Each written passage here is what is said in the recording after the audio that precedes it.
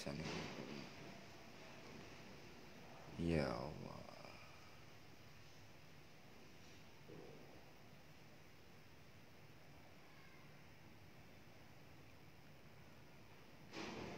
Assalamualaikum warahmatullahi wabarakatuh. Alhamdulillahirabbil alamin, wassalatu wassalamu ala asyrofil anbiya'i wal mursalin wa ala alihi washabihi ajma'in, amma ba'du. Pertama-tama saya panjatkan puji dan syukur kepada hadirat Allah Subhanahu wa taala yang telah memberikan nikmat iman, nikmat Islam, nikmat ihsan kepada kita, sehingga kita masih diberikan keistiqomahan oleh Allah untuk kumpul di tempat ini melakukan zikir nafas berjamaah dan diskusi tentang sadar Allah. Salawat serta salam kita curahkan kepada Habibana wa Nabiyana Muhammad sallallahu alaihi wasallam. Mudah-mudahan kita ini adalah salah satu umatnya yang mengikuti ajaran beliau sampai yaumil akhir nanti. Pada kesempatan hari ini, alhamdulillah, ini masih diberikan keistiqomahan, dihadiri dengan Bu Hajah Mirna, ada Bu Hajah Komala Santi, dan ada Ibu siapa, Bu? Bu Dahlia. Namanya kadang-kadang ya begitu indah tapi lupa. Jadi pada kesempatan hari ini, materi yang kita bahas adalah memahami makna dosa lahir dan dosa batin menuju kita mendekat kepada Allah, membersihkan jiwa dan raga kita dari segala hal perbuatan-perbuatan dosa. Nah, mungkin untuk membersihkan dosa lahiriah kita diberikan kemudahan. Contoh misalkan kita sudah tidak menggunjing orang lain, atau berbuat merugikan orang lain, atau ke tempat-tempat maksiat, dan atau misalkan jinah, atau berjudi, minuman-minuman keras. Nah, itu kan lahiriah kita. Nah, di samping dosa-dosa lahiriah kita ternyata ada dosa batiniah kita. Makanya disinilah perlunya introspeksi diri. Kenapa harus kembali kepada diri? Karena diri kita yang memahami. Contoh misalkan, menggunjing itu kan lahiriah mulut kita yang suka menceritakan keburukan orang lain. Di saat kita mau mendekat ke Allah, kita dimampukan untuk tidak melakukan itu, menghindari dosa itu. Tapi ternyata di saat sudah dimampukan itu, ternyata ada lagi dosa batiniahnya. Udah nggak ngegunjing, tapi di batin masih gerendeng gitu. Masih menyalahkan orang lain, menilai orang lain, merendahkan orang lain di dalam batinnya kita. Nah, itu pun termasuk dosa yang harus kita bersihkan. Nah, dalam prosesnya memang kadang-kadang kita itu mengutamakan lahiriahnya saja, tapi batiniahnya kita abaikan. Nah, ini kemarin saya diproses ternyata luar biasa. Dipahamkan tentang batiniah, dosa-dosa batiniah. Di saat saya ngobrol sama teman satu perjalanan, cuman beda metode, tiba-tiba di batiniah saya itu merendahkan beliau. Di situ saya disadarkan. Di saat saya merendahkan beliau dalam hati, menganggap remeh beliau di dalam hati, ditegur di situ. Ibarat kata kalau diumpamakan itu disentil gitu. Nah, ini kesalahanmu, ini dosamu. Di saat engkau masih merendahkan orang lain, ya itulah yang akan menjadi sebuah hijab di dalam hati kita untuk menerima kemurnian. Dan ternyata masih banyak keakuan di dalam diri kita yang membuat kita akhirnya berbuat dosa batiniah. Gitu. Jadi bagi teman-teman yang sama-sama belajar berproses di metode zikir nafas sadar Allah, memang di sini pembelajaran itu akan terus sampai ya akhir nanti hayat kita. Jadi nggak ada kata lulus, kata sampai, kalau memang belum dihentikan oleh Allah. Dan ternyata menurut kita perjalanan kita akan selesai setelah mati. Dan ternyata setelah mati itu ada perjalanan lagi kan gitu, yang harus kita hadapi. Nah, makanya di sini banyak orang yang merasa jenuh. Kita belajar sadar Allah, merasa jenuh karena apa? Tidak sesuai yang dengan diinginkan. Jadi kita dekat kenal Allah, pengen dekat Allah, kenal Allah gitu kan. Tapi tujuannya itu ya itu tadi. Pengen kaya, pengen sakti, pengen kuat, pengen mudah. Apa saja ya. Mudah. Pengen kaya raya, bebas dari miskin. Pengen dapat suami yang begini begitu. Jadi salah. Jadi salah ya. Nah, jadi itu tuh ternyata kan istilahnya ya dosa-dosa batiniah kita untuk menuju kemurnian itu tadi. Kita belum murni. Nah, belum murni. Belum murni ya. Jadi biarkan saja. Nah, sesungguhnya kalau sudah memang tujuannya Allah, kembali kepada Allah dan tidak mengharapkan yang selain Allah, itu kepentingan-kepentingan yang lain itu akan Allah berikan tanpa istilahnya kita harap-harap. Karena di saat kita mengharap dan tidak sesuai dengan harapan, disitulah kejenuhan dalam berspiritual, dalam belajar bertauhid. Makanya ada yang ngomong, saya udah sholat, udah puasa, udah zikir, hidup saya masih gini-gini aja. Kalah no sama yang nggak sholat, sama yang nggak zikir, hidupnya enak. Nah di sini kita harus pertanyakan pada diri kita. Sesungguhnya tujuannya itu apa? Nah, kalau kita pahami, kalau kita sadari, ternyata bagaimana kita bisa menyikapi dalam keadaan-keadaan enak maupun tidak enak, senang maupun tidak senang, sedih maupun bahagia. Nah, itulah jiwa yang merdeka, jiwa yang tenang. Kalau memang jiwa kita sudah sadar Allah. Nah, ini banyak kejadian-kejadian yang dialami ibu-ibu ini. Tadi diceritanya kan, masih kena tipu, masih ini itu gimana ini. Ya nggak gimana ya begitulah. Kalau kata Pak Pur itu ya wis ngono kuwi. Ya sudah begitu. Tapi setiap pertemuan kayaknya ada aja. Coba pikir, sejak kita zikir kayaknya ada aja masalahnya. Herannya setiap kali pertemuan selalu cocok sama isi temanya. Kejadian kita itu menjadi contoh untuk menjadi suatu tema. Nah, jadi sebetulnya gini Bu, kita itu nggak bisa memukul rata. Ya, pemahaman menyaksikan di sebalik makhluk itu ada Allah itu nggak bisa kita pukul rata. Nggak bisa sama ya. Ya kita harus sadari dulu, bener nggak nih karena Allah, tapi kalau karena kasihan itu kan udah beda. Karena panik itu udah beda, bukan karena Allah. Nah itu. Bukan karena panik, kondisinya apa sih? Ya iya, kalau kita misalkan ditelepon orang ini panik terus kita ingin merasa ingin menolongnya itu karena kasihan atau karena kitanya panik. Nah, itu kan di situ kesadaran kita itu terlepas. Bukan karena Allah. Nah, begitu pas sudah kejadian dengan alasannya ya semua di balik itu Allah. Nah, di situ yang akhirnya malah menjadi bumerang. Bumerangnya apa? Ya akhirnya di situ kekecewaan itu tapi kita tutupi dengan ya semua ini yang harus kita pahami.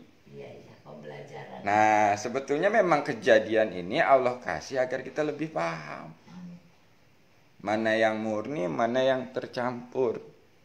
Nah, kita akan memahami ilham, memahami petunjuk itu dengan kemurnian, kesucian hati kita. Yang ada hanya Allah. Di saat di dalam hati kita itu yang ada hanya Allah, di situ akan lebih jelas, lebih jernih, dan kita bisa membedakan mana yang benar-benar karena Allah dan bukan karena Allah. Nah di situ. Bukan karena Allah, karena kita lalai. Karena panik. Nah itu. Karena panik, karena kita lalai kurang tajam itu. Ada juga yang diproses katanya untuk pembersihan dosanya, badannya pada sakit, muntah-muntah, beginilah, begitulah, ya kan? Kita aja itu mah. Nah, ada yang pengakuannya seperti itu. Saya ini mendekat kepada Allah, dibersihkan dosa-dosa tubuh saya dengan dong habis kalau di situ dosanya. itu kan? Ada juga yang dibilangnya, "Oh, saya ini masalah terus, ujian terus, nggak selesai-selesai." Ya sampai kapanpun selama kita masih hidup itu akan selalu ada. Nggak bakalan enggak. Bukan karena dekat sama Allah ya. Iya. Sebelumnya udah ada. Dan memang skenarionya seperti itu, Bu. Semua manusia yang hidup di dunia itu nggak jauh beda akan mengalami hal yang sama seperti itu. Cuman beda cerita doang. Semua mau kalangan apapun, mau istilahnya orang kaya orang miskin, semua akan mengalami yang namanya permasalahan dalam hidup. Ya kan? Ada yang masalahnya dalam keuangan, ada yang masalahnya dalam kesehatan, ada yang masalahnya dalam keyakinan. Itu udah semua orang pasti akan mengalami itu. Nah, sekarang ini bagaimana kita agar bisa dibersihkan antara dosa lahiriah dan batiniah kita, yaitu dengan berserah diri total kepada Allah. Kalau untuk dosa lahiriah mungkin bisa ada yang mengingatkan teman atau sahabat. Tapi kalau batiniah ini yang tahu antara diri kita dan Allah. Nah, itu yang perlunya kita mentafakuri di saat dalam kesendirian. Dan ternyata mudah itu apabila kita berserah. Susah itu akan kita dapatkan apabila kita selalu melawan dengan ketentuan. Ya memang siapa sih yang nggak mau gitu istilahnya ditipu orang atau disakiti orang? Nggak ada yang mau kan? Tapi dalam kenyataannya harus mengalami itu. Harus mau nggak mau, harus lewati. Nggak ada manusia itu yang keinginannya itu yang nggak enak. Pasti pengennya yang enak, enak aja. Tapi dalam kenyataannya yang ngalami nggak enak. Nah itu adalah satu kesatuan sebetulnya. Disertai. Susah disertai mudah, enak disertai nggak enak. Pahit disertai manis. Nah itu memang dualitas itu memang Allah ciptakan dan memang harus kita lewati. Tapi kita kadang-kadang tidak sadar. Malah ujung-ujungnya apa? Ya diuji. Nah kalau perasaannya merasa diuji terus, ya sampai kapanpun begitu. Makanya kalau jiwa yang merdeka kemarin kita bahas, ya sudah bisa menghadapi antara enak dan enak, susah, senang, sedih, bahagia, ya netral gitu. Nggak berlebihan. Nah itulah jiwa yang tenang, jiwa yang merdeka, jiwa yang sadar Allah, menyadari semua apapun keadaannya itu adalah pemberian. Nah itu makanya kita sekarang ini terus diproses. Cuman jangan dijadikan sebuah alasan, ya ini kan saya masih proses. Ya kalau dijadikan terus alasan ini proses, ya kapan ningkatnya? Ya itu kan sudah ketentuan Allah juga. Saya ngomong begitu, ya betul. Kalau nggak ditentukan ya nggak bisa juga ngomong kan. Jadi di sini memang kita benar-benar harus sama-sama kembali kepada diri kita. Dalam keberserahannya ini sudah benar-benar berserah atau tidak kepada Allah dalam kehidupan. Karena terkadang kita masih terkontaminasi dengan nafsu, dengan ego, dengan pikiran-pikiran yang merasa kita mampu. Dan kadang-kadang kita selalu menyalahkan orang lain, menyalahkan diri sendiri, menyalahkan Allah malah. Udah saking mentok-mentoknya nih, ada yang mau gitu. Allah disalahin. Lah saya pernah ngalamin begitu, nyalain Allah. Hidup saya begini-gini amat ya Allah. Salah kali ini saya diciptain. Tapi ternyata begitu berserah total dipahamkan oleh Allah dalam kehidupan. Makna dan tujuan kita hidup di dunia ini. Bukti kasih sayang. Nah, bukti kasih sayangnya pun nyata. Walaupun kita berlimang dengan dosa, tapi kasih sayang Allah, ampunan Allah itu lebih besar lagi daripada dosa-dosa kita. Nah, di sini mari kita sama-sama menyadari antara perbuatan lahir dan batin ini harus sinkron. Bagaimana caranya agar kita bisa menyinkronkan antara perbuatan lahiriah dan batiniah kita, yaitu dengan sadar. Memang kadang-kadang ya terpicu, Bu. Saya aja sering mengalami hal seperti itu. Sudah terjadi baru sadar gitu. Waduh, masih ngikutin amarah saya. Nah, udah kejadian baru, aduh. Nah, tapi itu pun menjadi sebuah proses pembelajaran agar kita itu sadar kita sebagai makhluk. Kita sebagai manusia biasa. Kalau udah sempurna banget gitu, ntar ngaku jadi malaikat lagi. Ngaku jadi Allah juga lagi. Aku jadi Tuhan. Nah, aku jadi Tuhan juga lagi. Apalagi punya kelebihan yang berbeda Jadi dari orang-orang. apapun yang terjadi itu adalah pembelajaran bagi diri kita. Kalau kita mau menyadarinya. Nah, terus gimana cara untuk membersihkan dosa batiniah? Nah, itu dengan selalu berzikir di dalam hati, itu menyebut asma Allah. Mau hu Allah, mau ya Allah, mau subhanallah. Yang penting asma Allah itu kita dawamkan dalam hati kita untuk apa? Membersihkan dosa-dosa batiniah kita. Tapi kan susah. Nah, ini masalahnya. Susah mah karena gak mau. Gimana caranya biar nggak susah? Lakukan saja, jangan langsung dirasa-rasa dulu gitu loh. Saya jalani aja dulu. Jalani. Kalau udah dijalani nanti masalah susah gampangnya itu udah urusan Allah. Kalau kita tetap berserah kepada Allah nanti dimudahkan. Contoh kita mau tobat, berat tobat. Ya belum melakukan udah diblokir dengan kata-kata berat. Nah, kita harus lakukan saja tanpa harus merasa-rasa. Kalau sudah melakukan dengan kesadaran, kelilahan, berserah, ya sebetulnya ya terlewati.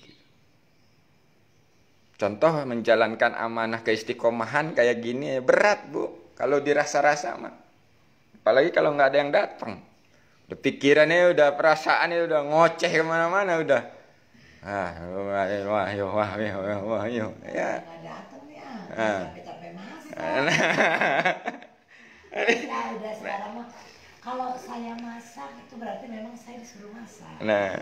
Kalau saya dia kan masak amat sih tetangga kiri kanan banyak. Nah itu kalau kita istilahnya. Nah itu pasti. Aku bayangin orang nih banyak nih jadi masaknya banyak gitu kan ya. Masya Allah. Ya kok ya nggak ada orang. Tapi sekarang aku berpikir begini. Memang saya harus masak ya, masa amat sih makanya kita bagiin aja tetangga sepotong-sepotong. Mau enak mau enggak. Nah itu yang disebut perang badar dalam kehidupan itu yang di dalam batin itu perang itu. Nah di saat kita menyaksikan perang itu kita mau kemana berserahnya? Kalau mengandalkan kemampuan diri kalah kita. Iya, betul. Terbawa.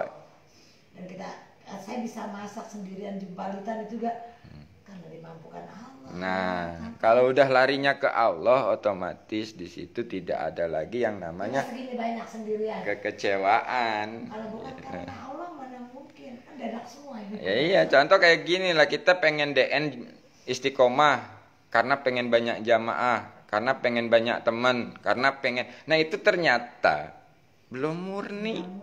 Istiqomahnya itu masih karena selain Allah. kalau udah karena Allah, mau sendiri kek, mau hujan kek, mau berdua kek, mau bertiga, ya udah karena Allah gitu loh.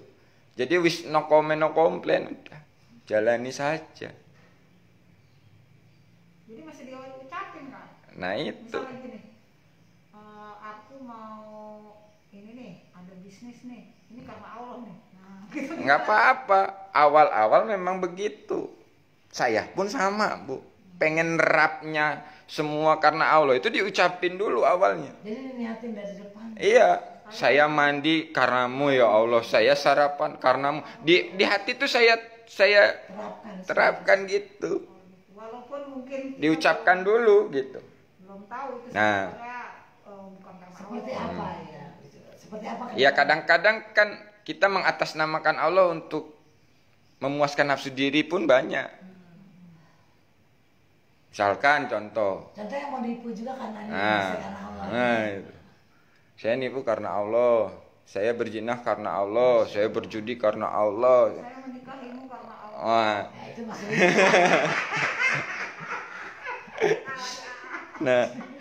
nah ini kadang-kadang kita kalau nggak paham, Nyarinya susah. nah Nyarinya susah. tapi biasanya itu dibiarkan dulu, nanti dipahamkannya setelah kita mengalami. Benar-benar karena Allah atau bukan? Karena kalau yang memang benar-benar karena Allah ya sudah tidak ada ini itu lagi. sudah. Emang ada Sebenarnya ketika kita sudah menerapkan itu ya, sebenarnya ada loh mungkin hati kecil bilang gini, ketika kita mau bilang, saya mau mulai berbisnis nih karena Allah, terus hati kita bisa ngomong karena Allah apa karena Allah, gitu ya. Karena Allah apa karena duit? Karena duit, gitu ya, nanti sadar ya. Iya, memang itu awalnya memang begitu, Bu. Kita harus aplikasikan.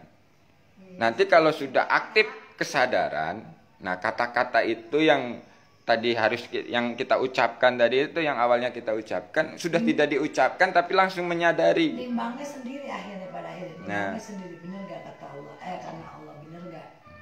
Gitu ya. Iya, karena di saat kita belajar seperti ini kan dibenturinnya kalau nggak masalah ekonomi, rumah tangga, pekerjaan, bisnis, ya kan?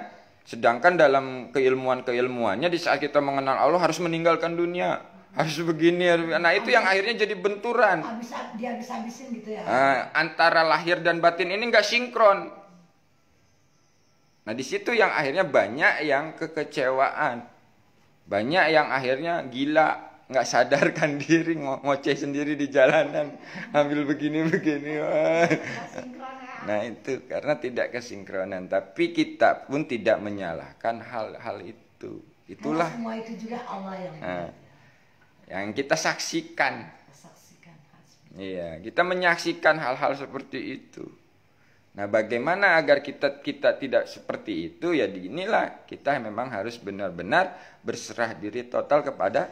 Tapi kan hidup kita terkait dengan orang lain. Nah, di saat kita semuanya ya Allah, saya serahkan kepada semuanya ya seperti doa kita, semua harapan, semua anak semua. Tapi kan kita hidup tidak dengan seperti yang terjadi sama saya ataupun Dr. Mirna. Itu kita sudah. Nah ini ada solusi untuk ibu. Ya kalau seperti itu saya udah paham tujuannya kemana gitu ya. Jadi berserah total diri kepada Allah itu bukan berarti kita diam diri atau menunggu. Tidak, tapi harus menjalankan amanah tanda perintah dari Allah.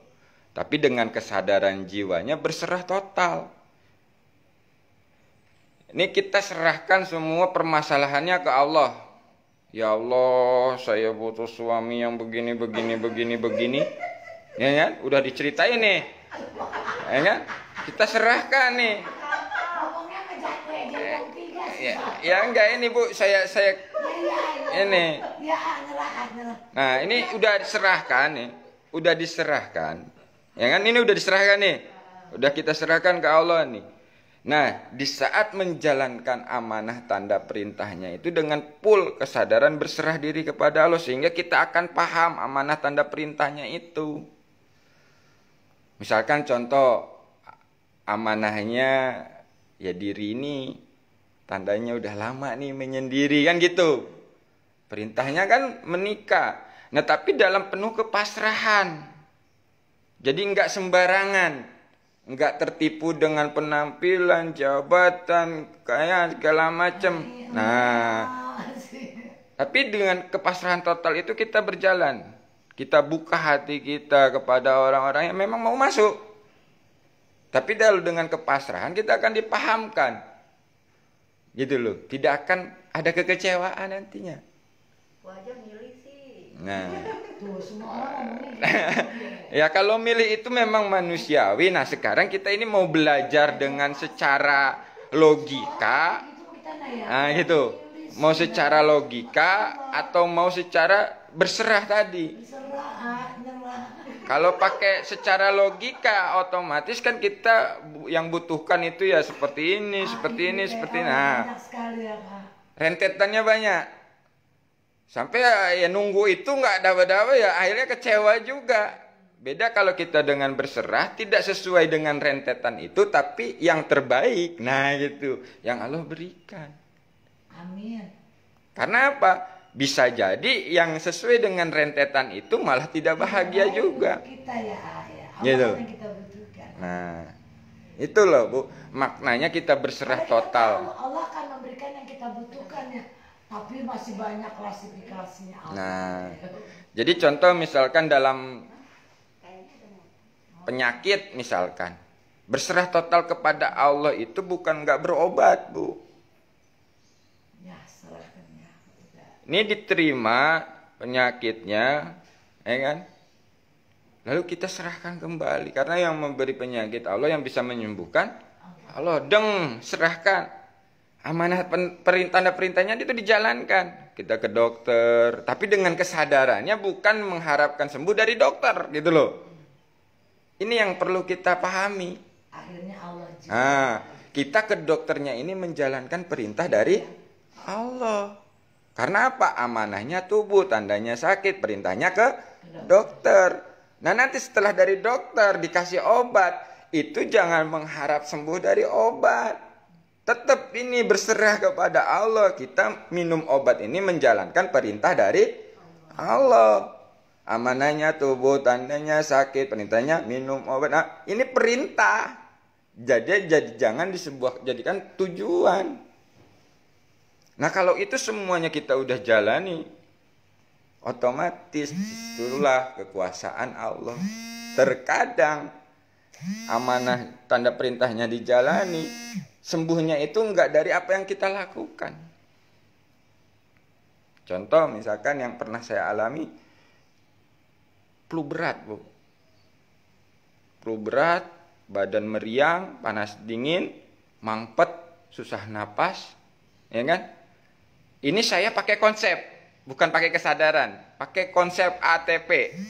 Amanahnya tubuh, tandanya sakit, perintahnya minum obat. Udah, minum obat. Karena berharap dari ATP-nya sehingga tidak sembuh. Nah ini kan beda Bu, berharap kepada Allah dengan berharap kepada metode tadi. Nah begitu saya sadar, loh kok begini ya Allah, salah saya. Mulai saya diam, saya sadari penyakit ini dari Allah, yang menyembuhkan Allah. Saya pasrahkan kepada Allah, saya minta petunjuk Allah. Ya Allah, apa yang harus aku lakukan? Apa perintahnya? Silaturahmi ke Karawang. Nah ini kan yang di luar logika kita. Begitu kita memahami perintahnya harus silaturahmi, ya dijalankan saja sudah karena Allah. Nah, padahal keadaan masih flu, tapi di jiwa ini tidak terganggu dengan keadaan jasad yang sedang flu. Jiwa ini menyaksikan. Jiwa ini menyaksikan. Kepala saya pusing, hidung saya mampet, badan saya panas tiris. Itu disaksikan oleh jiwa. Di saat naik bis, begitu nyampe di terminal Kelari, turun dari terminal, sembuh. Nah, disitulah akhirnya saya meyakini yang menyembuhkan itu bukan obat, tapi Salam. Pak Nardi, silakan Pak Nardi. Sama istri? Sendiri. Oh ya udah. Sehat. Ya, silakan. Dimulai lagi dari awal. Silakan. Di sini Pak Nardi nih. Alhamdulillah. Nah, jadi itu ya Bu ya. Di sini mah. Dalam pelajaran memahami itu kita akan dipahamkan oleh Allah melalui pembelajaran-pembelajaran yang kita alami dalam keseharian. Dan pembelajaran-pembelajaran itu ya untuk diri kita. Nah, hikmahnya itu bisa ada manfaat bagi orang lain. Di saat kita sampaikan, oh ternyata iya saya ngalamin itu. Nah, itu yang disebut hikmah, kita menceritakan apa yang terjadi tadi. Saya ngalamin itu. Ya, itu Teringatkan akhirnya. bilang itu berarti saya menyadari ya. Berarti ketika kejadian yang terjadi sama saya itu harusnya saya duduk diam. Nah. Nyambung dulu. Nah. Tunggulah saya kirim SMS ulang. Nah. Atau bertanya ini perlu banget nggak sih Nah. ini gitu ya Kak ya. Betul Bu. Jadi solusinya memang di saat kita belajar kesadaran itu harus diam dulu sejenak, lalu kita sambung, kita tanya petunjuknya, ya Allah. Nah itu permasalahan apapun, tapi memang kadang-kadang terjadi dulu. Nah, terjadi dulu, setelah terjadi baru disadarkan, oh ternyata ini pembelajarannya untuk saya. Itulah kasih sayang Allah. Yang nipu aja masih dikasih rejeki melalui saya perantaranya sebagai khalifahnya, wakilnya. Nah itu kalau udah menyadari kayak gitu, ketipu pun ya paling senyum. Iya, enggak. Alhamdulillah. Gitu loh. Apalagi sih. Ada udah digituin saya. Nah, jadi hikmah-hikmah itu akan kita pahami sebagai pembelajaran di saat kita sadar. Tapi kalau nggak sadar, yang boro-boro ada hikmahnya, yang ada kesel. Contoh misalkan, saya pernah diproses, Bu. Timbul amarah saya, marah sama istri saya. Itu dibiarkan oleh Allah. Waktu kejadian marah itu dibiarkan oleh Allah. Terjadi. Pas udah nih istri nangis karena saya marah-marah, sudah disadarkan dari kejadian itu. Nah, engkau masih mengikuti amarahmu. Engkau tidak sadar kepadaku, engkau lalai dariku. Jadi kadang-kadang dibiarkan, tapi menjadi sebuah pembelajaran. Harusnya gimana kalau orang berbuat salah sama kita terus kita nggak marah, biar kita nggak marah? Ya itu disadari dulu Allahnya. Ya. Kalau kita nggak marah, orang itu nggak ngerti. Seandainya yang bikin kita kesel gitu Ya ini sekarang gini, mau menggunakan logika atau mau menggunakan kesadaran. Kita belajar kesadaran. Gitu loh. Kalau mau menggunakan logika ya kita harus marah biar orang tuh tahu. Kan gitu. Itu logika. Kalau pakai kesadaran, ini hubungannya antara makhluk dan Allah. Bagaimana agar kita menyaksikan kekuasaan Allah, tiba-tiba orang itu dirubah oleh Allah. Kita nggak ngomel-ngomel, tapi itu orang jadi baik gitu loh. Misalkan Mbak ini diomelin sama tetangga, misalkan gitu ya. Jenengan itu nggak terpancing dengan omelan itu, gitu. Tapi langsung sadar ke Allah. Tek, nyambung ke Allah, menyadari bahwa itu adalah semua yang terjadi itu kehendak Allah itu kan. Melalui ya, makhluknya juga. Tapi nggak berhenti di makhluk itu. Sadari aja. Ya ngomel. Lalu datang timbul kesadaran begini, ya Allah, di dalam hati tuh. Ya Allah, rubahlah hati dia agar lebih baik, lebih bahagia dunia akhirat. Mungkin dia ini banyak masalah, marah-marah begini. Itu nggak apa-apa komunikasi kita kepada Allah. Berdoa kepada Allah, memohon kepada Allah dalam kesadaran. Sehingga setelah terjadi itu, karena kita nggak melawan, karena kita nggak panjang akhirnya kan. Nah akhirnya tiba-tiba dia merenung sendiri, baru sadar, disadarkan oleh Allah hatinya. Loh kenapa kamu tadi marah-marahin tetangga kamu gini-gini. Malu datang tumbuh kesadaran oleh Allah, dirubah hatinya itu, dibolak-balikkan tadi hati. Akhirnya apa? Datang ke rumah, Mbak aku minta maaf yo. Tadi aku lagi marah, lagi keadaan hilap gini-gini. Nah itu Bu bedanya antara dengan logika dengan pakai kesadaran. Saya sering tuh ini mengenai anak ya.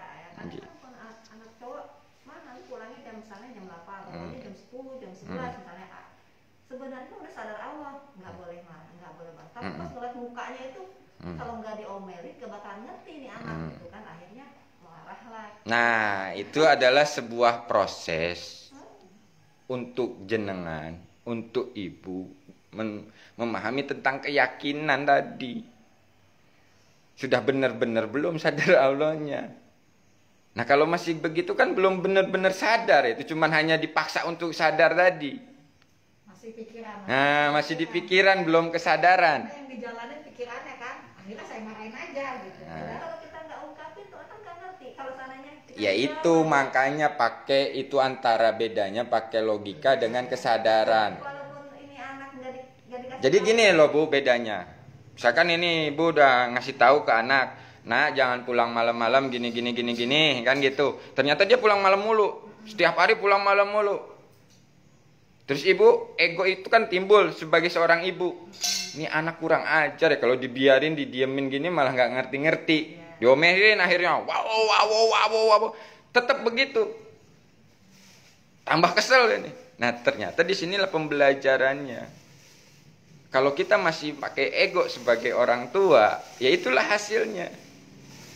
Karena yang merubah dia itu bukan omelan kita, bukan celotehan kita, tapi kesadarannya dia dari Allah. Allah yang bisa merubah. Tapi kalau ibu pakai kesadaran, begitu udah pakai omongan gak bisa, ya kan? Pakai lembut gak bisa, pakai kasar gak bisa. Terlalu ibu sadar bahwa anak ini adalah amanah dari Allah, titipan Allah, berserah. Di saat kediaman ibu, berdiamnya ibu itu berserah ke Allah, jiwa raga ibu berserah, nyambung ke Allah, lalu ngomong dalam kesadaran ibu tuh, ya Allah, anak ini amanah darimu yang harus aku jaga, yang aku harus didik ya Allah. Tapi ternyata dia nggak mau nurut ya Allah. Aku serahkan kepadamu ya Allah. Hanya Engkau yang bisa membolak-balikan hati anakku ya Allah. Kini ku serahkan kembali kepadamu. Tolong rubah ya Allah. Agar dia soleh, agar dia nurut ya Allah. Dah, serah kan? Nah di saat sudah berserah begitu, baru ibu lakukan perintahnya. Nasihati dengan penuh kasih sayang, bukan dengan mengandalkan ego sebagai ibu, mengandalkan emosi gitu loh. Nah di situ akan terjadi perubahan. Karena saya ngalamin sendiri. Contoh begini, anak saya sakit, saya pakai pikiran kayak gitu ya. Kan karena udah belajar sadar Allah nih gitu kan. Pakai pikiran saya, oh amanahnya anak, tandanya sakit, perintahnya bawa ke dokter, ya. Selesai bawa ke dokter, pulang bawa obat tuh. Pas disuruh minum obat, mingkem gini Bu, ngunci. Anak kecil gitu kan. Itu emosi saya, amarah saya tuh timbul. Ego saya sebagai orang tua tuh timbul. Ini anak gak mau nurut ya kan. Udah gregetan ini.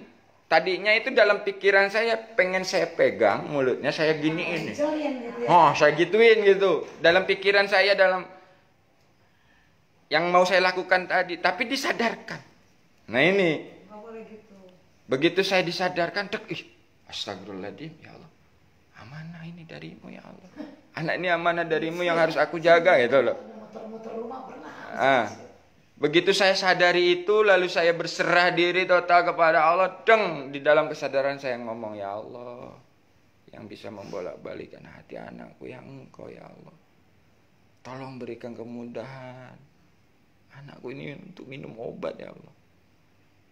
Udah, berserah kan? Udah diserahin.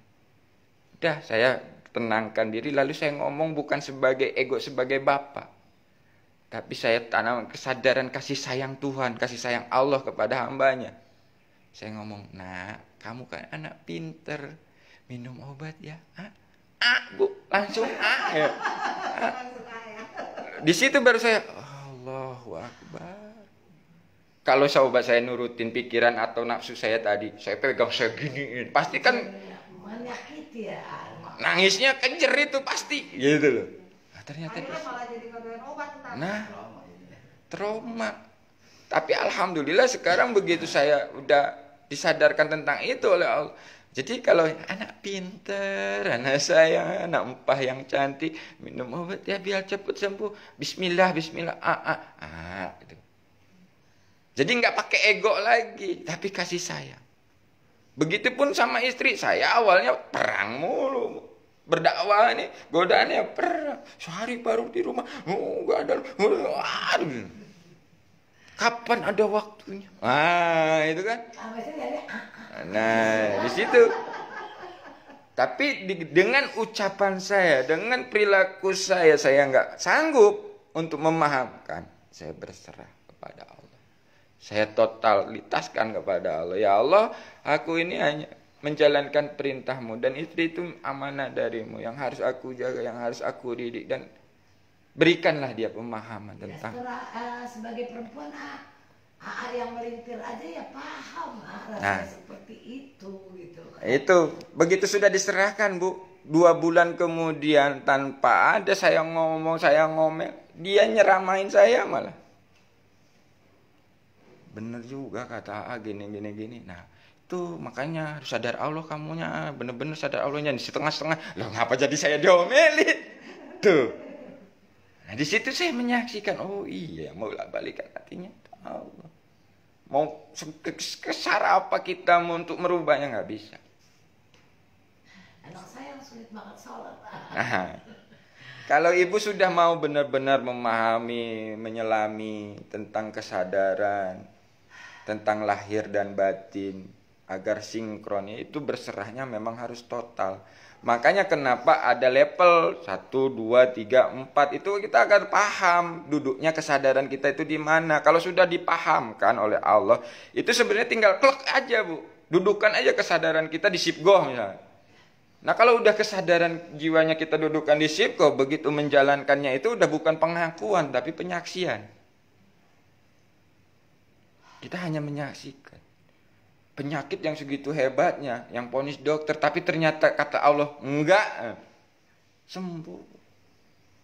Nah itu kan saya menyaksikan, hanya menyaksikan kekuasaan Allah, bukan pengakuan saya yang menyembuhkan, saya yang menyehatkan. Saya menyaksikan saja. Begitu kesadaran saya dudukkan di kesadaran sibgoh, dleng, saya jalankan amanah tanda perintahnya itu dalam kesadaran jiwanya, dan ini duduk di sibgoh. Akhirnya yang terjadi ya penyaksian yang nyata itu. Tidak ada lagi pengakuan tapi menyaksikan. Nah itu yang perlu kita belum benar-benar menyerahkannya. Saya mengucapkan kapan ya mau sholatnya.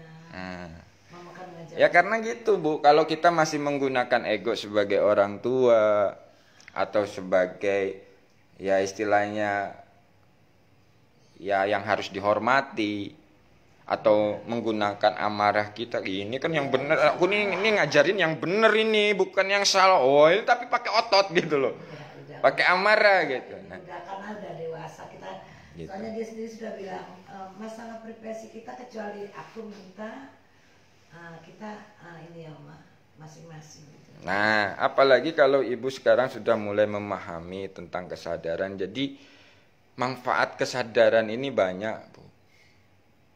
Ya makanya kalau dalam kesadaran berpikir pun akan jernih sebetulnya. Kita berpikirnya dalam kesadaran gitu.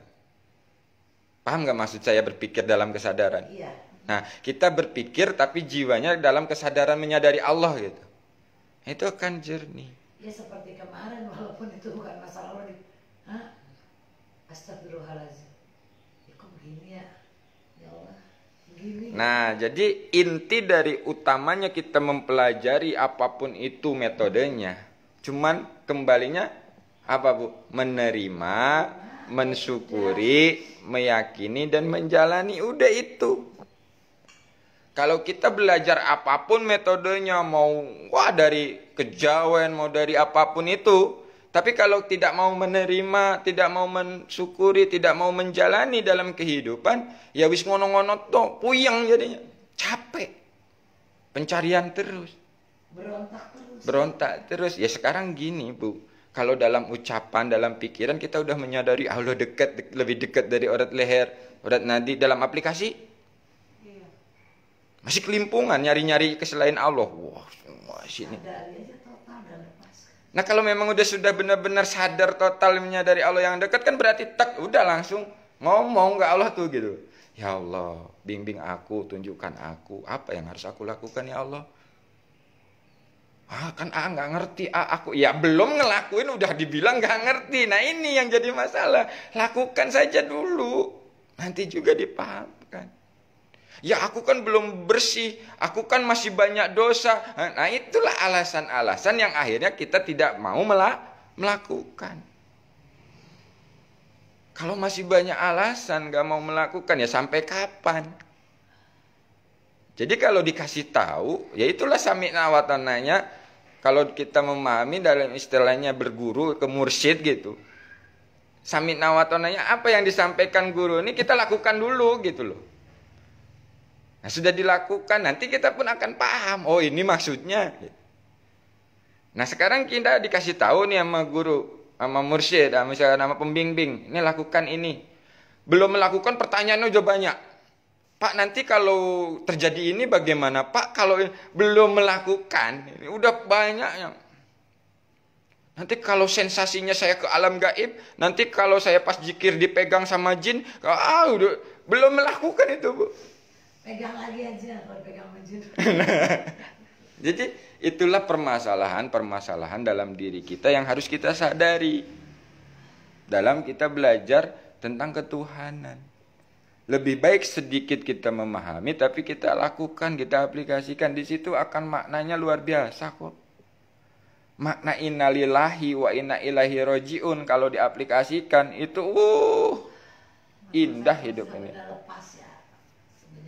Apalagi kalau kita tambahi aplikasinya lagi, la haula wala quwata illa billah. Hidup nih Bu, nikmat sebenarnya. Nikmat. Cuman makna innalillahi dan la haula itu kalau diaplikasikan wis ora jelimet urip iki. Kalau bahasa Jawanya gitu kan. Wis ora jelimet. Cuman 2 kalimat itu. Jelimetnya nyari sendiri. Padahal kalau dalam pemahaman pengertian, akal pikir kita itu udah paham benar itu. Cuman kita nggak mau melakukan, nggak mau mengaplikasikan. Contoh misalkan, ibu ada masalah. Kita aplikasikan nih innalillahi wa inna ilaihi raji'un dalam kesadaran. Masalah dari Allah yang bisa menyelesaikan Allah. Sudah kembali kan? La haula wala quwata, udah jalani. Gitu loh. Usahanya itu dalam kepasrahan la haula tadi itu. Ngejalaninnya jadi nggak berat. Waktunya ya dagang, waktunya ya kerja, waktunya ya misalkan jadi kuli ya jadi kuli. Jadi sudah tidak ada beban. Kuli pengen naik jadi. Nah, itu kalau dengan menggunakan kesadaran. Ya terkadang kita itu kan dijebaknya seperti itu Bu.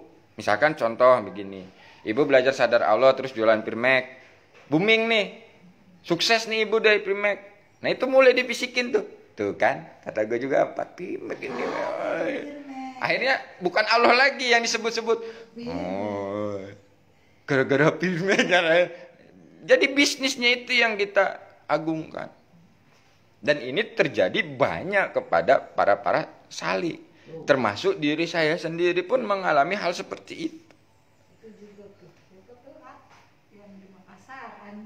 Kang Andi Iya. juga pejalan kan, Nah itu. di bisnis gitu dia jatuh. Bukan. Tapi sama-sama belajar. Nah itu makanya di saat keyakinan kita digoyahkan untuk meyakini kepada selain Allah, itulah yang memang harus kita sadari. Memang iya harus ada ikhtiar, memang iya harus ada amanah tanda perintah, tapi kalau dilakukannya bukan lillah, akhirnya kecewa pasti. Banyak kok yang ngomong saya udah amanah tanda perintah, tapi yo tetap aja enggak bejo-bejo, enggak. Nah, karena apa? Salah. Tujuannya itu. Harusnya menjalankan amanah tanda perintahnya itu dengan penuh kepasrahan kepada Allah. Makanya kesadaran ini kita harus pahami duduknya. Di saat kita menjalankan amanah tanda perintah ini, kesadarannya duduk di mana nih? Duduk di menyadari Allah atau duduk di selain kepada Allah? Nah, itu yang harus kita paham. Makanya banyak orang-orang yang lari-lari lagi mencari apa? Yaitu Mencari Tuhan jadinya ya. kan? Meditasi uang, meditasi magnet uang. Nah, ya memang gak salah. Yang digunakannya lafaz Allah juga, ini Allah juga, tapi tujuannya ini sudah Melenceng. Nah, Itunya Pak Pul kemarin ya ya. memang begitu. Law of attraction itu tidak mengikuti Allah. Tidak menyertakan Allah. Ya memang benar menurut keilmuan tarik menarik itu ada. Kalau kitanya positif maka akan positif, kalau kita negatif akan negatif. Tapi dalam kenyataan terkadang kita positif aja yang datang negatif gitu loh. Kita negatif yang datang positif gitu. Tidak bisa diprediksi. Nah, jadi itu kan menurut keilmuan. Gitu. Nah sekarang kita belajar ini memahami bagaimana mengikuti kehendak Allah pada diri kita di dalam dan di luar, lahir dan batin. Nah disinilah perlu kepasrahan total untuk membersihkan dosa-dosa lahiriah dan batiniah kita agar murni lurus kepada Allah. Jadi itu kita simpulkan obrolan tadi, bagaimana agar kita terbersih dari dosa-dosa lahir dan batin, yaitu dengan berserah total kepada Allah. Dan untuk membersihkan batiniahnya kita harus selalu berzikir di dalam hati kita kepada Allah. Dan kita harus lakukan semua murni karena Allah. Jangan kita zikirnya karena pengen bersih dosa lagi. Nah ini hati-hati gitu loh Bu. Salah juga ya. Nah iya. Kita zikir tapi karena pengen bersih dosa, pengen lahir batin saya bersih gitu. Ini udah beda lagi. Nah, jadi biarkan saja sudah. Lillah saja. Nanti otomatis semua urusan dunia itu akan diberikan kemudahan-kemudahan oleh Allah. Nah disitulah penyaksian akhirnya. Menyaksikan bahwa diri itu tidak bisa apa-apa, hanya dipisahkan. Tidak punya apa-apa, hanya dititipkan. Gitu. Bukan siapa-siapa. Nah, tidak tahu apa-apa, hanya diberitahu. Udah. Jadi kalau udah begitu Bu, ya menjalani hidup ini wis ora ono masalah. Gitu. Nah itulah jiwa yang merdeka itu tenang di saat menghadapi susah dan senang, sedih dan bahagia. Wis. Semua dari Allah. Akhirnya timbullah rasa syukur selalu kepada Allah apapun keadaannya. Nah itulah nikmat hidup yang hakiki sebenarnya. Di saat kita dimampukan oleh Allah untuk selalu bersyukur apapun keadaannya. Itu nikmat yang hakiki. Jadi ketika kita mempunyai keinginan pun itu ya kita serahin lagi ya. Betul Bu. Ya kalau memang kita belajar pakai kesadaran begitu, kita harus sadari dulu nih. Walaupun keinginannya dari nafsu, keinginannya dari ego diri, itu kita sadari dulu. Pasti itu semua sumbernya dari serahkan aja ke Allah lagi. Ya Allah kok tiba-tiba kok pengen begini. Nah. Ini sebenarnya Pengen apa, Bu? ada lah kadang-kadang kan kita ya. Iya. Banyak Bu. Ya saya pun sering ngalamin begitu. Iya sih. Nggak barusan makanya dia bilang masalah pengen, dia pengen apa gitu. Makanya agar biar nggak kecewa, ya sadari itu Iya, tadi. terus terang aja dia juga sama saya sama ayah. Dia kepengen punya pesantren gitu kan. Saya juga kepengen gitu. Menurut akal pikiran kan Iya. berusaha ya. Iya, nah Ya. terkadang disitulah makanya keinginan-keinginan yang tercampur dengan nafsu, walaupun baik. Nah itu nanti akan dipahamkan mana keinginan yang murni, mana keinginan yang tercampur. Padahal baik loh ya, bikin pesantren, nyantuni anak yatim, tapi nafsu yang tercampur nafsu keinginan itu, bukan murni.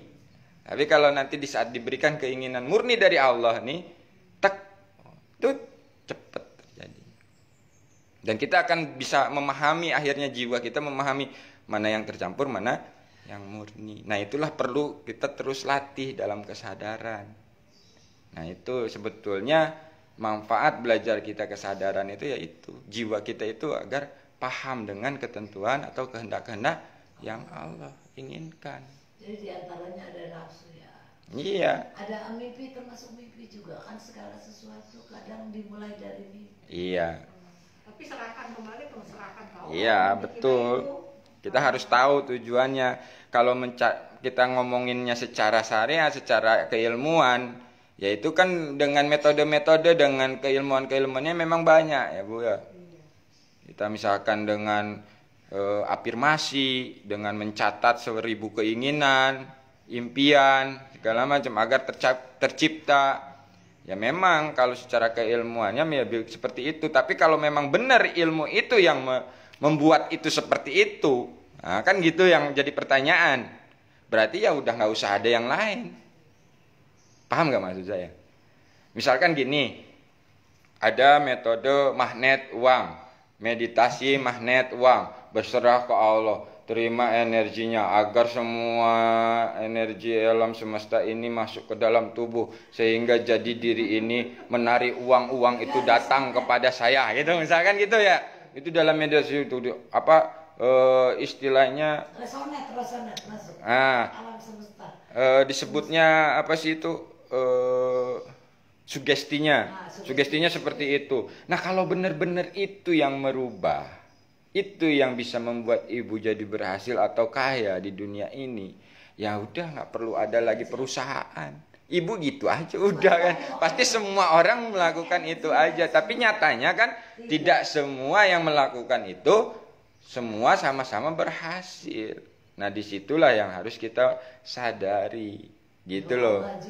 Nah gitu. Banyak juga yang nggak melakukan begitu berhasil kan gitu. Nah di situ yang harus kita pahami.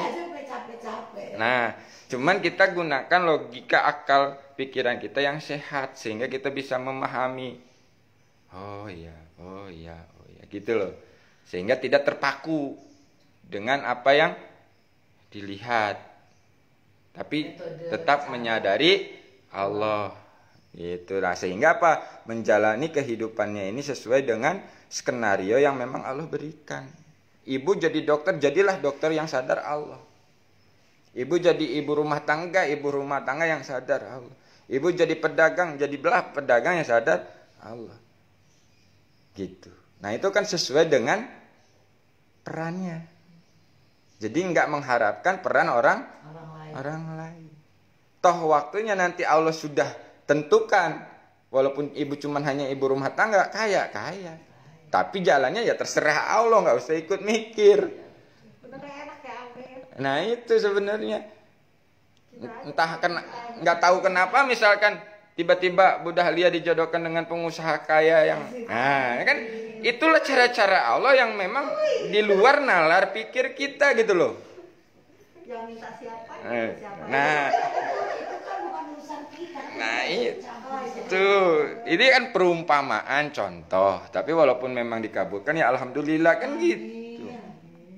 Mudah-mudahan itu jadi doa, ya kan? Yang memang mengharapkan kan gitu. Kasian amat ya semuanya minta pengusaha. Nah nanti kalau ibu dikasihnya Bu, di saat ibu dikasih bukan pengusaha, ibu harus sadar juga. Nah, gitu kan? Tinggal. Sekarang kan intinya Pak, Suami kan. Intinya suami kan itu. Yang jadi masalah itu kan suaminya kan. Iya.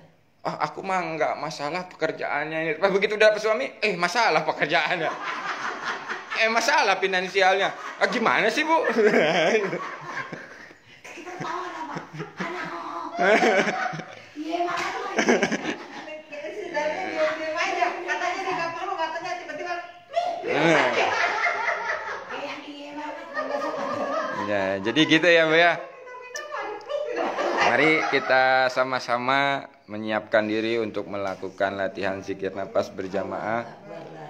Mudah-mudahan dengan diistiqomahkannya ini jiwa-jiwa kita itu semakin tenang, semakin menyadari keberadaan Allah yang dekat. Dan kita bisa melakukan berserah diri total kepada Allah. Silahkan ngambil posisi yang nyaman, yang menurut jenengan enak. Baik. Sebelum kita melakukan zikir nafas, sudah, nggak usah ini kan, biarkan saja. Itu pun anugerah. Baik, sebelum kita melakukan zikir nafas, kita sama-sama melakukan dulu penyerahan dan silatun kepada Allah, agar apa yang kita lakukan ini benar-benar murni karena Allah, tidak ada tujuan selain Allah. Bismillahirrahmanirrahim. Ya Allah, kuserahkan jiwa dan ragaku ini ya Allah. Ya Allah, kuserahkan keluargaku ini. Ya Allah, kuserahkan harta-hartaku ini. Ya Allah, kuserahkan jabatan-jabatanku ini. Ya Allah, kuserahkan ilmu-ilmuku ini ya.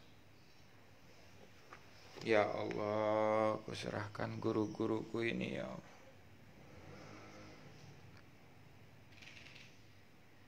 Sampai benar-benar tidak ada lagi rasa memiliki di dalam hati kita. Kita kembalikan semua. Awal dari Allah kembali kepada Allah. Inna lillah wa inna ilaihi rajiun. Sampai benar-benar jiwa kita menyadari tidak punya apa-apa, tidak bisa apa-apa, tidak tahu apa-apa tanpa Allah. Berserah total jiwa raga kita di hadapan Allah.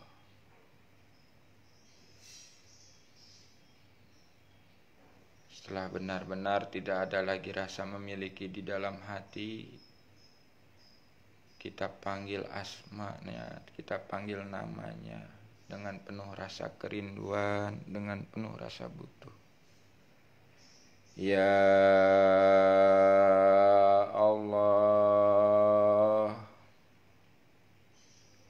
Ya Allah,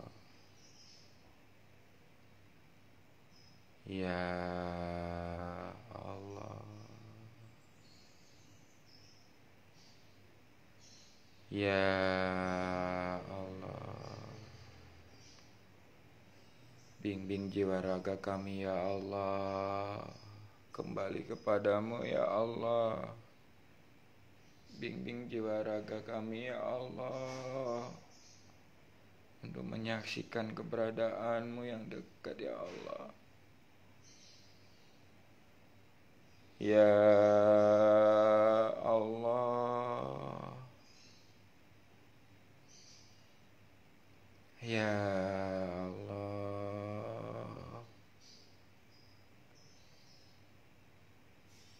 Bimbing jiwa raga kami ya Allah, agar selalu menyadari Engkau dalam kehidupan sehari-hari. Bimbing jiwa raga kami ya Allah, untuk menyaksikan keberadaanmu yang dekat ya. Ya Allah, Ya Allah, Ya Allah,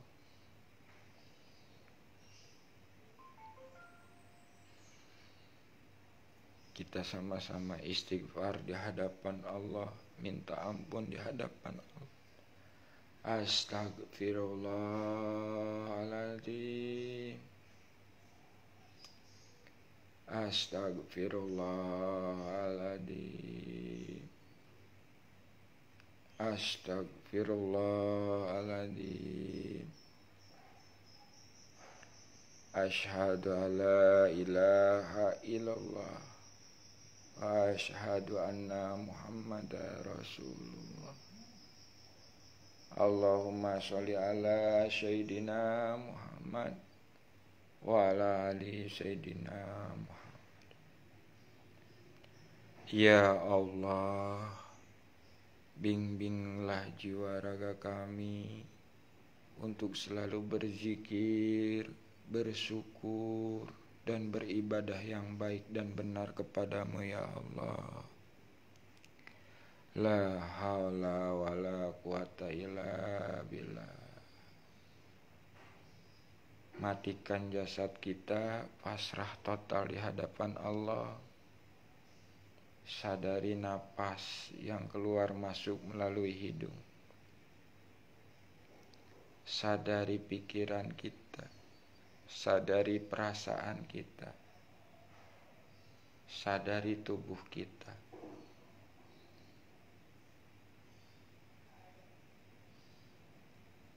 Setelah kita menyadari perasaan, pikiran, tubuh, dan napas, kita sadari jiwa kita.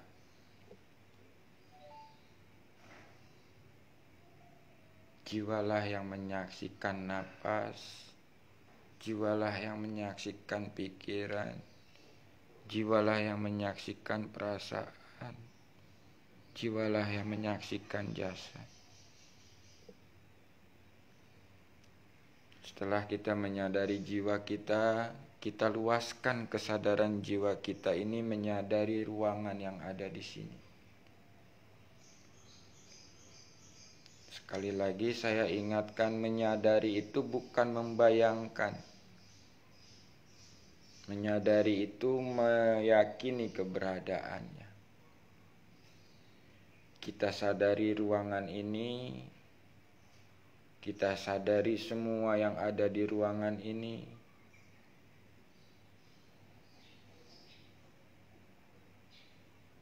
Dan setelah kita menyadari ruangan yang ada di sini, kita luaskan lagi kesadaran jiwa kita menyadari di luar ruangan ini.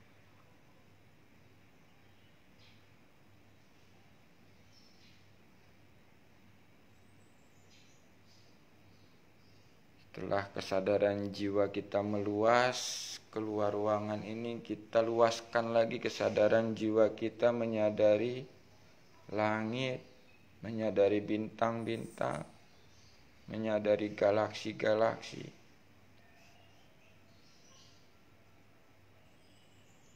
Sampai jiwa kita meluas menyadari alam semesta yang tiada batas.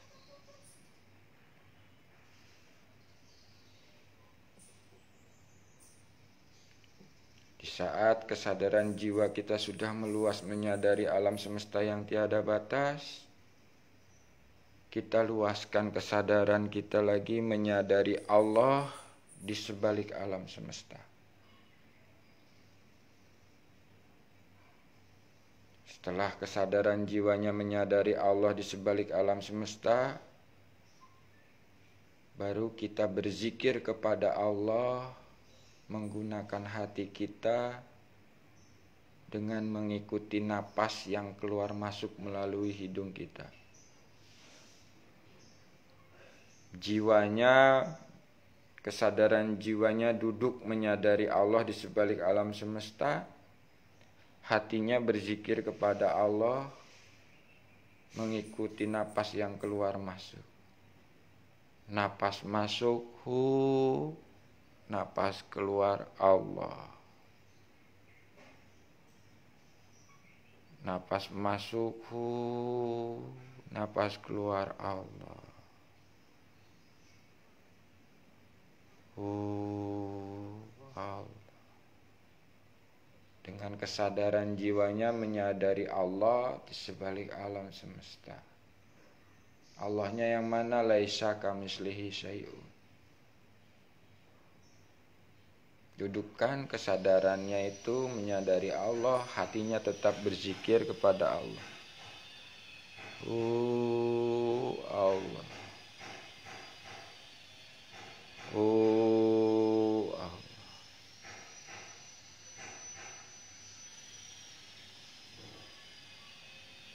Baik, kita luaskan lagi kesadaran jiwa kita. Di saat hati kita zikir, kesadaran jiwanya semakin mendekat kepada Allah. Di saat hati kita zikir Allah, kesadaran jiwanya semakin berserah di hadapan Allah.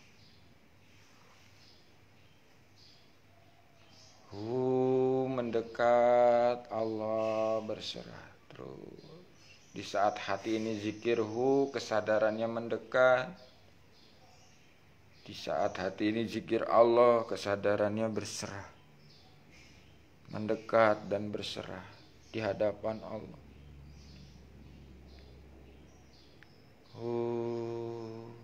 Allah.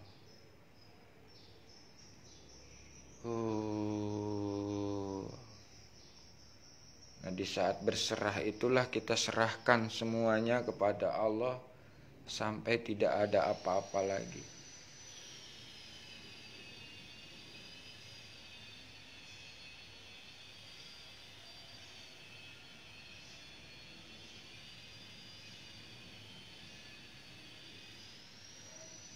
Setelah kita mengalami kekosongan, tidak ada apa-apaan, kita luaskan lagi kesadaran jiwa kita.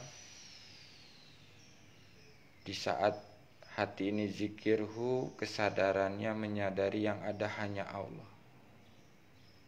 Di saat hati ini zikir Allah, kesadarannya menyadari yang ada hanya kekuatan Allah. Yang ada hanya Allah. Allah yang ada hanya kekuatan Allah. Hati berzikir, kesadaran jiwanya menyadari yang ada hanya Allah. Hati berzikir Allah, kesadaran jiwanya menyadari yang ada hanya kekuatan Allah. Allah.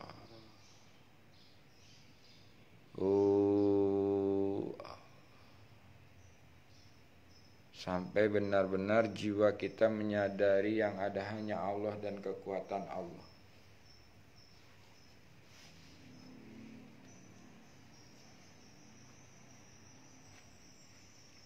Setelah jiwa kita menyadari yang ada hanya Allah dan kekuatan Allah, kita luaskan lagi kesadaran jiwa kita masuk ke dalam celupan Allah, ke dalam lautan kekuatan Allah. Hatinya tetap berzikir, Allah. Allah. Nah, kesadaran jiwanya kita dudukkan dalam sibghatullah. Kesadaran jiwanya masuk ke dalam kekuatan Allah. Sehingga kesadaran sibghatullah ini bisa kita aplikasikan dengan 3T ATP dalam kehidupan sehari-hari. Terus pertahankan kesadaran jiwanya duduk dalam sibghatullah, hatinya tetap berzikir kepada Allah. Allah. Allah.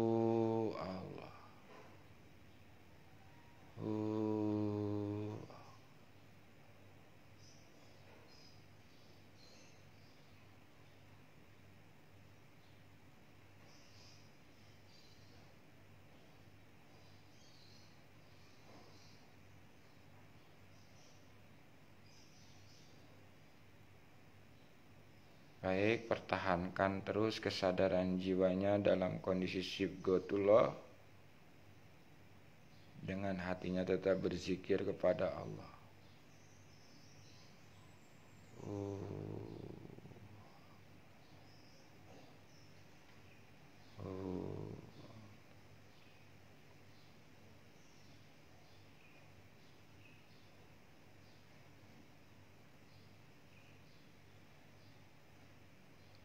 Baik, kita akhiri latihan hari ini dengan kesadarannya tetap duduk dalam sibghatullah, dalam hati kita penuh rasa syukur kepada Allah. Alhamdulillahirabbil alamin. Saya akan akhiri acara ini, mudah-mudahan ada manfaatnya. Mohon maaf apabila ada kesalahan. Sekian dari saya. Wassalamualaikum warahmatullahi wabarakatuh.